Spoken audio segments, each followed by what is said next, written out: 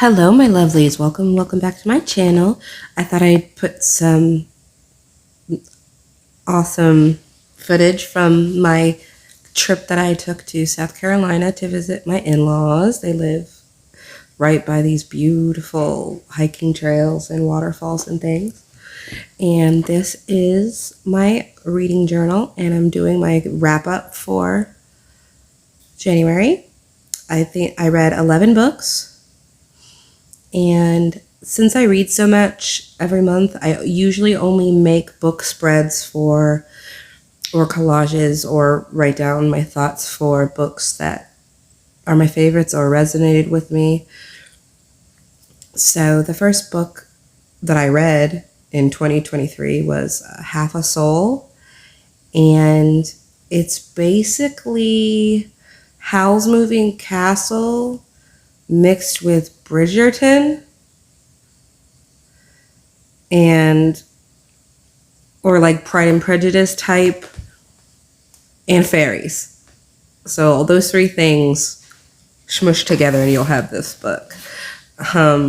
It's been on my TBR for a while, and I have recently gotten into like cozy fantasy where I kind of like whimsical fantasy worlds that are low stakes and nothing really ever happens. I mean, stuff happens in this book, but anyway, it was just, I didn't need to use my brain too much, and it was just lovely. They're called Regency Fairy Tales, and this was the first in a series of 3, I believe. It has 3 novels and maybe 2 novellas, and it was just lovely.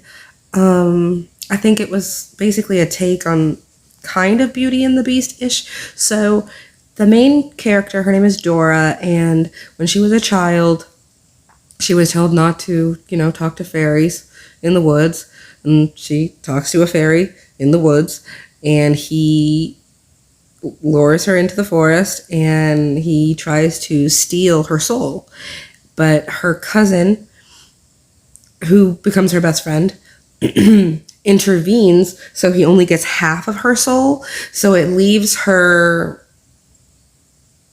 with only half of her personality and attributes. So she doesn't express herself in a way that a lady should.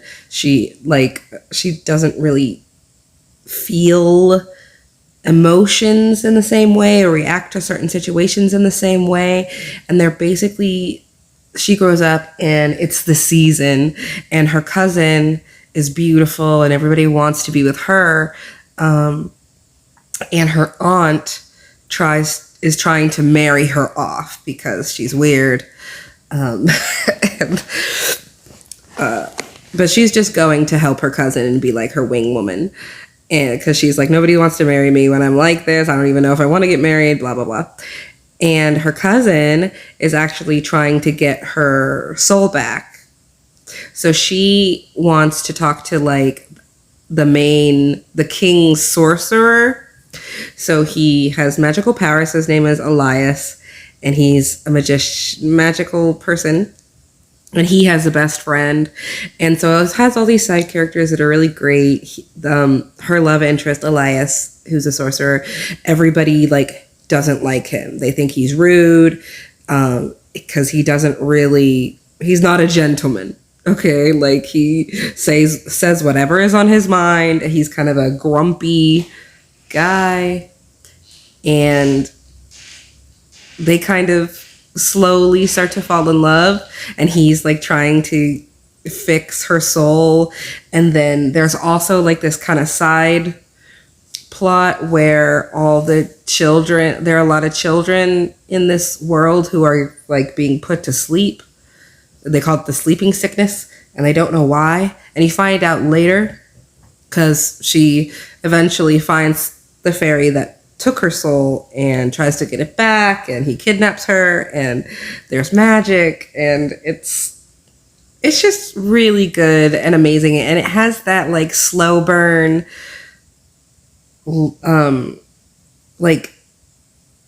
Victorian feel to it, because I feel a lot of romances get raunchy and sensationalized. So it's really nice to read a book where they're like, he touched my hand, and my heart fluttered. Like, it was just very nice and wholesome and wonderful.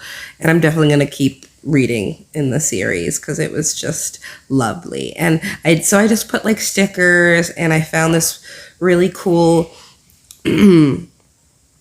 picture in a magazine from I want to say it's St. Petersburg, like a palace in St. Petersburg, but it just reminded me, the columns and everything reminded me of like Regency era movies and stuff. And then I found this really cool picture. I know it's probably the wrong style of clothes, but I found that lady in like an old school almanac magazine. And then I had all these stickers that kind of were like mystical and stuff. And I have like potions and things like that a sorcerer would use.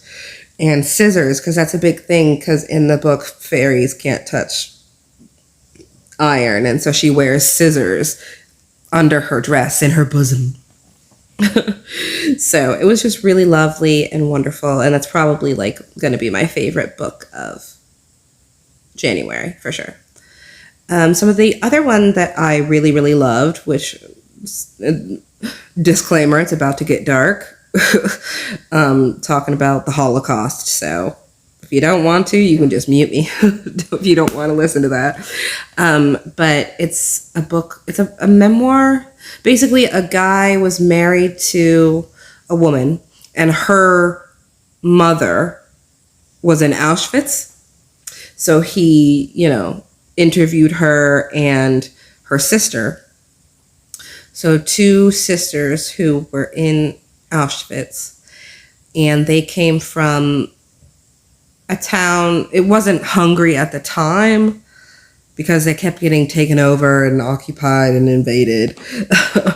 But they came from like a little town, and it basically just starts out like how their lives were, and then the progression of Hitler's influence and reign and the war, and how, basically in the beginning, they just were living their normal lives. And then slowly but surely, there were more rules and restrictions. And then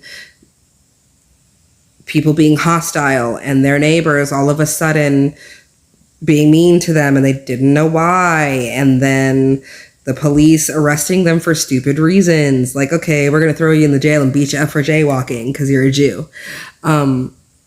So restricting how many Jews can go to school in the area. And eventually, of course, they end up getting put in a ghetto, and all the Jews just had to come to the same place, and the stars, and, so all the stuff we already know. But the two girls at the time were like in their teen years.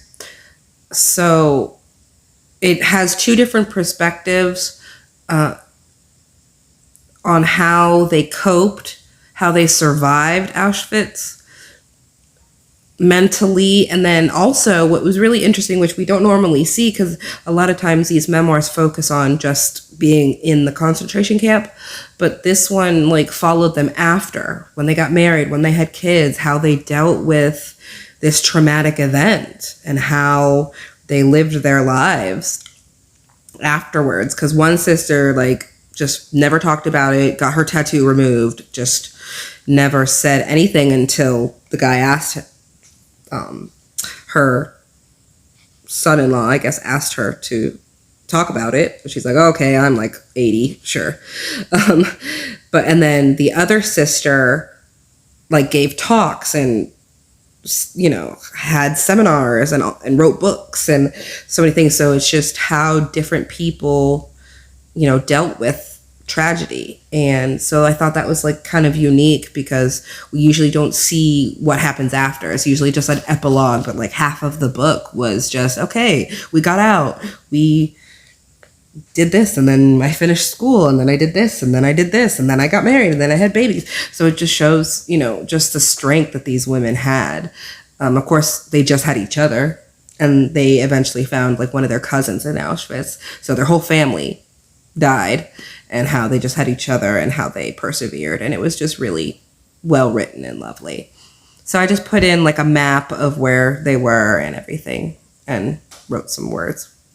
And then this is my February setup. So I wanted to do something different. So I just put like all the couples from Harry Potter, because my book is like Harry Potter themed, my reading journal. So every setup is going to be Harry Potter. And then I just did a scene from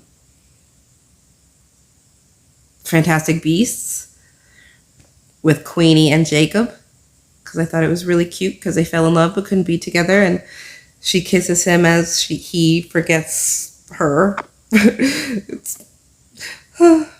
So, but that's it. So hopefully you like videos like this, and I'll see you in the next one. Bye, guys.